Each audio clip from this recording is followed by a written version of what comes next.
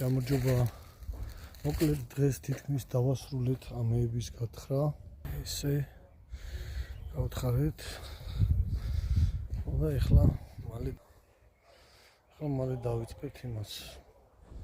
შლანგების გაყვანას. აი აქაც გათხრილია ხის გვერდზე გადის. შლანგები გაივლის. აი აქ გაივლის შლანგები. ჩვეულებრივ. აი ამ ადგილზე გოფრის მილიდებ და აქედან გავატარებთ. აი ესე აქ ამოდის, აქ შლანგებს.